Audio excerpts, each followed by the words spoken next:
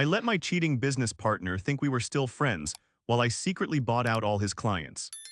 The betrayal hit me like a freight train on a Tuesday morning when I walked into our shared office space 2 hours earlier than usual. There he was, my business partner of 3 years, hunched over his laptop with spreadsheets open that I had never seen before. The numbers didn't match anything from our joint accounts, and the client names were ones I recognized but weren't supposed to be working with us exclusively anymore.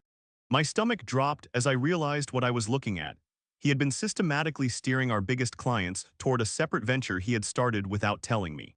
I stood there in the doorway for what felt like an eternity, watching him frantically close windows on his screen when he noticed me. The awkward smile he gave me was the same one he had been using for months, and suddenly every strange conversation, every deflected question, every time he had to step out for mysterious phone calls began to make perfect sense. This wasn't just about money or business. This was about trust, friendship, and the foundation of everything we had built together crumbling beneath my feet. Rather than confronting him immediately, I decided to play it cool and act like nothing had happened. I grabbed my coffee mug from the kitchen area and made small talk about the weather, all while my mind raced with thoughts of how long this had been going on and how much damage had already been done. He seemed relieved that I hadn't questioned him about what I had seen, which only confirmed my suspicions that this deception ran deeper than I initially thought. Over the next few days, I began paying closer attention to everything he did and said. I noticed how he would take certain phone calls outside or in the bathroom, how he would quickly minimize his screen whenever I approached his desk, and how he had started scheduling meetings during times when I was usually out of the office. The pieces of the puzzle were falling into place, and each new revelation made my anger burn hotter while simultaneously fueling my determination to handle this situation strategically rather than emotionally. I spent my evenings researching our client contracts and discovering that most of them had clauses that allowed either party to terminate the relationship with proper notice. More importantly, I learned that several of our biggest clients had been expressing dissatisfaction with recent service quality, which explained why my partner had been so eager to move them to his new venture. He was essentially jumping ship with our most valuable assets while leaving me to deal with the aftermath of declining service standards. The first major breakthrough came when I accidentally discovered that he had been using our shared business credit card to pay for expenses related to his secret company. The charges were small and scattered among legitimate business expenses, but they painted a clear picture of someone who had been planning his exit strategy for months. I documented everything meticulously, taking screenshots and printing receipts, building a case that would protect me legally while also giving me leverage for what I was planning to do next. My strategy began to take shape over the following weeks, as I realized that the best revenge would be to beat him at his own game. Instead of confronting him directly or trying to expose his deception, I decided to use his own tactics against him by quietly reaching out to our clients and offering them better terms and more personalized service than what they were currently receiving. I knew that if I could convince them to stay with me rather than following him to his new venture, I would effectively neutralize his entire business plan. The process of secretly contacting our clients was nerve-wracking and required careful timing and discretion. I had to make sure that each conversation appeared to be a routine check-in or service update, rather than a desperate attempt to retain their business. I started with the clients I knew best, the ones who had been with us since the early days and had developed personal relationships with me over the years. I focused on understanding their needs and concerns, often discovering issues that my partner had been ignoring or handling poorly. One of the most satisfying conversations was with our largest client, a company that generated nearly 30% of our total revenue. They had been frustrated with recent communication breakdowns and missed deadlines, problems that I hadn't been aware of because my partner had been handling their account exclusively. When I offered to personally take over their project management and provide them with enhanced service levels at a reduced rate, they were immediately interested and eager to discuss the details. As I continued these conversations, I began to see a pattern emerging that worked strongly in my favor. Many of our clients had been experiencing similar issues with service quality and communication, and they were genuinely relieved to have someone who seemed to understand their concerns and offer concrete solutions. My partner's plan to poach these clients was backfiring because he had been neglecting them in preparation for his departure, creating the perfect opportunity for me to swoop in and save the day.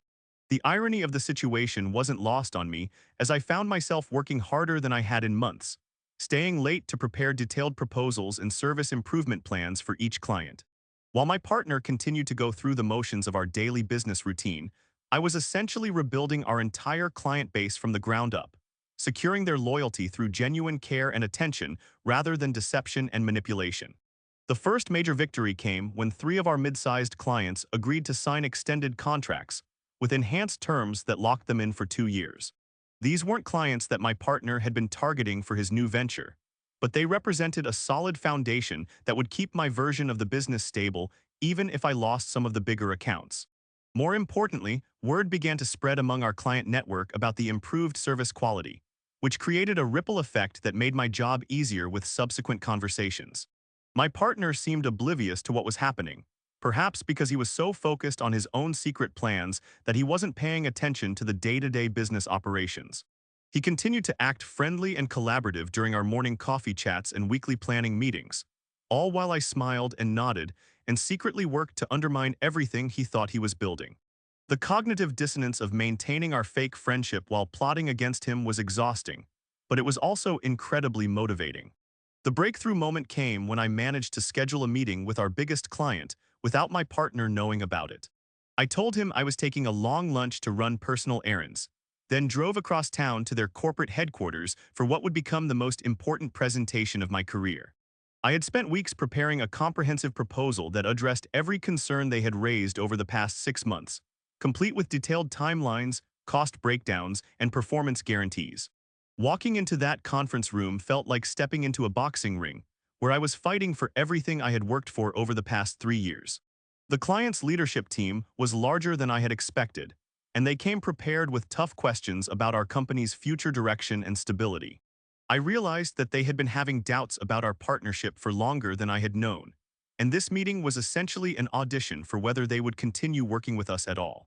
I laid out my vision for a more focused, client-centric approach that would prioritize their needs above all else. I presented case studies of recent improvements I had made with other clients, along with testimonials and performance metrics that demonstrated measurable results. Most importantly, I offered them a level of transparency and communication that they hadn't been receiving, including weekly progress reports and direct access to me for any concerns or questions. The response was better than I had dared to hope for.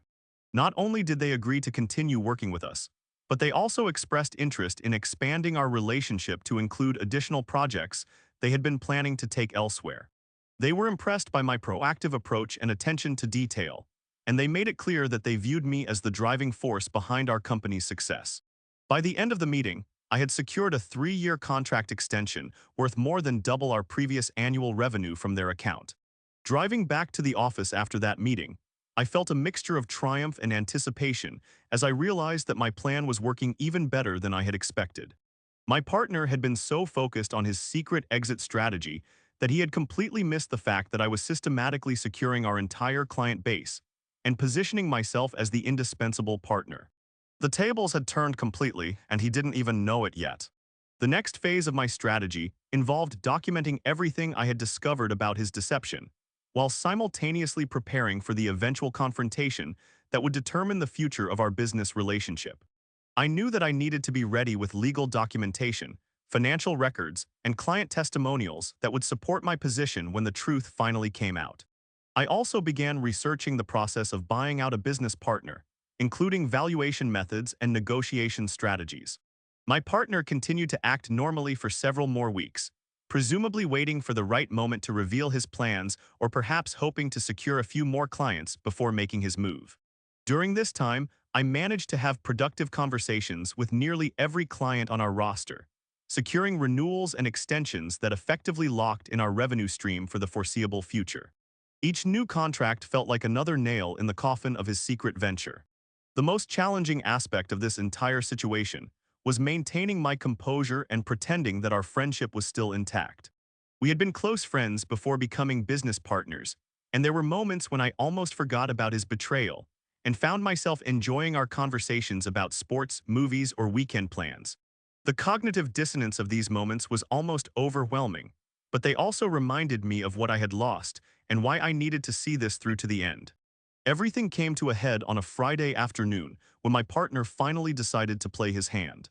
He asked me to stay late so we could have a serious conversation about the future of our business, and I could tell from his nervous energy that this was going to be the moment of truth.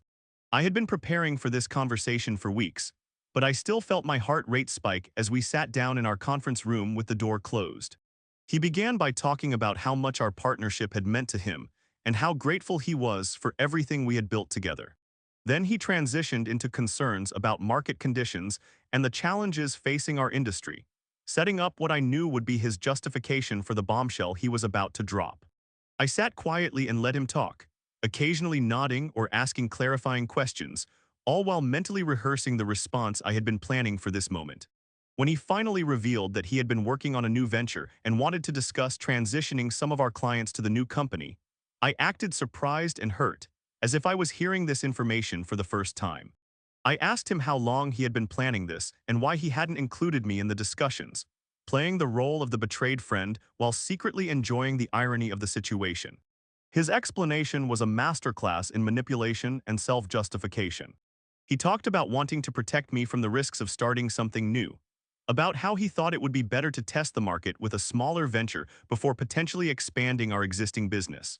He made it sound like he was doing me a favor by shouldering the burden of innovation, while allowing me to maintain the stability of our current operation.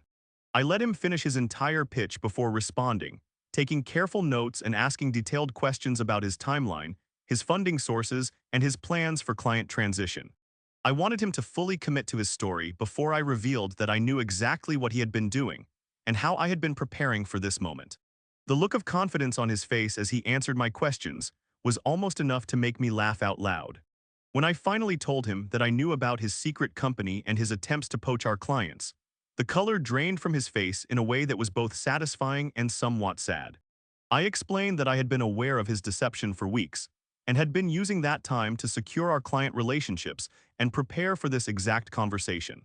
I showed him copies of the contracts I had signed, the testimonials I had collected, and the financial projections that demonstrated how his departure would actually benefit our original business.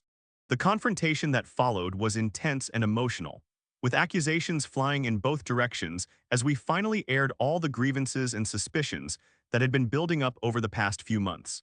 He accused me of being sneaky and manipulative, while I pointed out the hypocrisy of that criticism coming from someone who had been lying to me for months. We went back and forth for over an hour, with our voices getting louder and our arguments becoming more personal as the conversation progressed. What surprised me most was how betrayed he seemed to feel about my actions, as if he had expected me to simply accept his deception and let him walk away with half of our clients without a fight. He kept talking about trust and friendship, apparently oblivious to the fact that he had been the one who had violated those principles first. The disconnect between his perception of events and reality was both frustrating and enlightening. Eventually, the conversation turned to the practical matter of what would happen next. He still seemed to believe that he had leverage in the situation, perhaps because he didn't fully understand the extent to which I had secured our client relationships.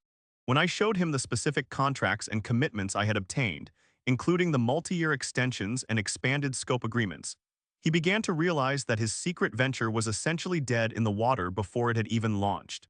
The final twist came when I offered to buy out his share of our original business at a fair market value, effectively giving him the exit he had been planning while allowing me to maintain control of the company and client relationships we had built together. This wasn't something I had initially planned to do, but I realized that it was the cleanest way to resolve the situation and move forward without the ongoing tension and mistrust that would poison any future collaboration. His reaction to my buyout offer was a mixture of relief and resentment. On one hand, he was clearly grateful for the opportunity to walk away from a situation that had become untenable, especially since his alternative plan was no longer viable. On the other hand, he seemed bitter about the fact that I had outmaneuvered him and turned his own strategy against him so effectively. The negotiation process took several weeks and involved lawyers and accountants who helped us work through the complex financial and legal aspects of dissolving our partnership. Throughout this process, we maintained a professional but distant relationship, with none of the casual friendship that had characterized our interactions for years. It was sad to see how quickly our personal relationship had deteriorated once the business trust was broken. In the end, I paid him slightly more than his share was technically worth, partly because I wanted to avoid a prolonged legal battle and partly because I still felt some loyalty to our former friendship. He used the money to start a completely different type of business in another city, effectively removing himself from my professional and personal life entirely. The whole experience taught me valuable lessons about trust, friendship, and the importance of maintaining clear boundaries between personal and professional relationships. Looking back on this experience months later, I realized that the most important outcome wasn't the financial success or the satisfaction of outmaneuvering someone who had tried to cheat me. Instead, it was the confidence I gained in my ability to handle complex, emotionally charged situations with strategic thinking rather than reactive anger. I learned that sometimes the best response to betrayal isn't confrontation or revenge, but rather a methodical approach to protecting your interests while maintaining your integrity. The business has thrived since becoming a sole proprietorship, with client relationships that are stronger than ever and a reputation for reliability and transparency that has attracted new customers through word-of-mouth referrals. I've hired additional team members to help handle the increased workload, and I've implemented systems and processes that ensure nothing like this situation can happen again. Most importantly, I've learned to trust my instincts when something doesn't feel right, rather than giving people the benefit of the doubt at the expense of my own interests.